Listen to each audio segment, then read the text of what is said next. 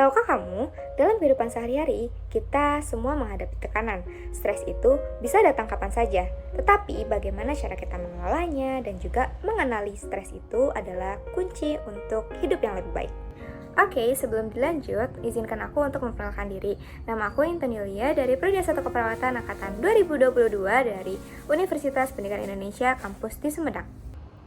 Karena disebabkan oleh banyak faktor, termasuk tugas yang menumpuk, proyek kelompok, lalu adanya harapan orang tua yang tinggi gitu ya, atau ekspektasi orang tua kepada anaknya, lalu adanya perubahan adaptasi ataupun belajar pada mahasiswa tersebut ataupun siswa, dan juga adanya ketidakmampuan mahasiswa ataupun siswa tersebut dalam mengelola stres yang baik, maka cenderung stres akademik ini menjadi lebih tinggi.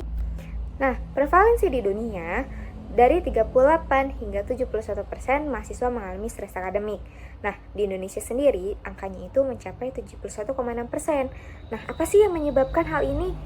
Ayo kita lihat lebih dalam dan kita gali pengetahuan kita tentang stres.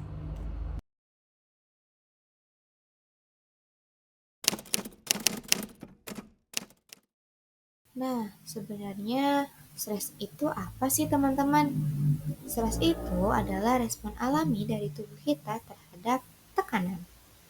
Dan meskipun normal, stres yang berlebihan dapat berdampak buruk pada kesehatan mental. Stres itu bisa bikin sakit mental karena otak dan tubuh terus-terusan tegang tanpa istirahat. Kalau stres berkepanjangan, otak kesulitan untuk mengatur emosi, jadi gampang cemas, sedih, ataupun overthinking. Selain itu, hormon stres yang terlalu tinggi bisa mengganggu keseimbangan tubuh, bikin kita capek mental dan emosional. Lama-lama, hal ini bisa memicu gangguan mental seperti depresi ataupun kecemasan. Intinya, stres yang gak ditangani bikin kepala dan hati kepenuhan sampai akhirnya kewalahan. Kesehatan fisik. Stres itu bisa bikin sakit fisik karena tubuh terus-terusan ngeluarin hormon stres seperti kortisol yang bikin imun kamu melemah, otot tegang, pencernaan kacau, atau jantung bekerja lebih keras. Akibatnya, kita gampang sakit, kayak mah, sakit kepala, atau nyeri badan. Dan kita jadi suka isolasi sosial. Dari sisi sosial ini, stres bikin emosi jadi nggak stabil. Jadi kita bisa gampang marah, cemas, atau menarik diri dari orang lain. Lama-lama, hubungan dengan keluarga atau teman bisa saja renggang. Intinya, stres itu kayak domino, pengaruhnya nyebar ke tubuh, emosi, dan cara kita bergaul. Lalu, apa aja sih gejala-gejala dari stres?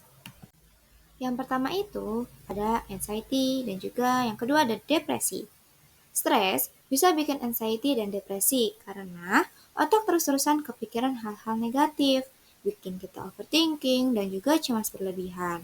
Kalau stres nggak hilang-hilang, otak jadi capek dan kesulitan ngatur emosi. Akhirnya bikin kita merasa putus asa atau sedih terus-menerus. Bayangin aja kalau komputer yang kelebihan beban lama-lama ngeheng. Begitu juga otak kita. Stres yang numpuk bisa bikin mood dan mental kita jadi berantakan. Selanjutnya ada sakit kepala dan insomnia. Stres bisa bikin sakit kepala karena otot di leher dan kepala tegang terus, kayak ditarik-tarik gitu. Terus insomnia. Nah, insomnia ini muncul karena otak nggak bisa matiin lampu. Jadi terus kepikiran sampai nggak bisa tidur. Selanjutnya, menyendiri dan ceroboh.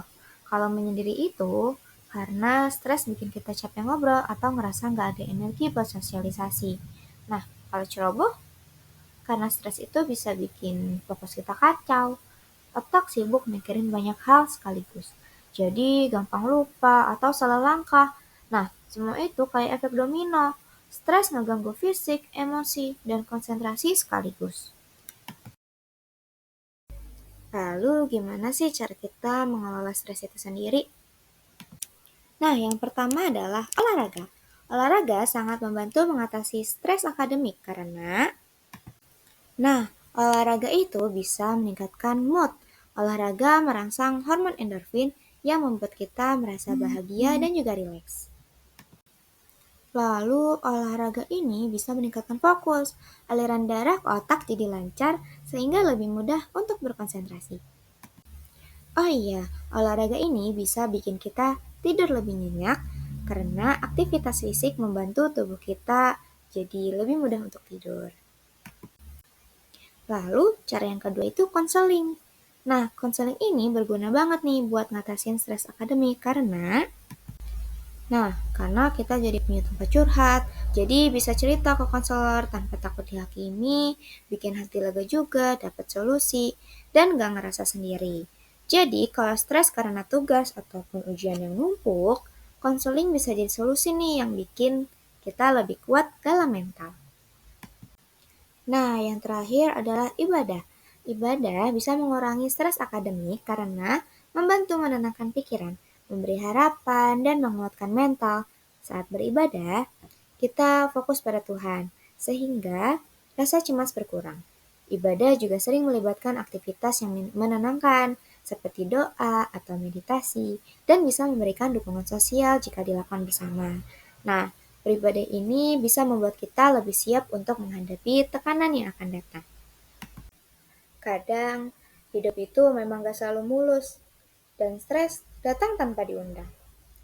Tapi percaya deh, itu semua cuman sementara. Apa yang kamu rasakan itu sekarang, meskipun berat, itu gak akan selamanya ada. Setiap masalah pasti ada ujungnya, dan kamu pasti bisa lewatin itu. Yang penting, kamu jangan terlalu keras sama diri kamu sendiri. Saat semuanya terasa terlalu banyak, coba deh ambil waktu sebentar buat diri sendiri. Istirahat, refreshing, atau cuma santai sejenak.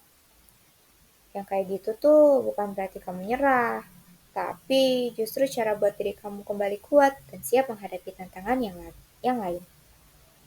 Dan jangan lupa, kamu itu nggak sendirian. Kadang, ngomong sama orang yang kamu percaya, itu bisa loh ngebantu banget. Rasanya jadi lebih ringan kalau misalkan ada yang dengerin. Bener nggak? Dan ingat juga ya, kamu udah ngelewatin banyak hal sebelumnya. Ini cuma ujian kecil aja yang pasti bisa kamu atasi. Semua yang kamu alami bakal bikin kamu lebih kuat dan banyak pelajaran yang akan kamu ambil. Lebih bijak dan lebih siap untuk hal-hal baik yang akan datang setelahnya. Jadi, kamu gak perlu khawatir, kamu lebih kuat dari yang kamu kira. Dan kamu pasti bisa untuk melewati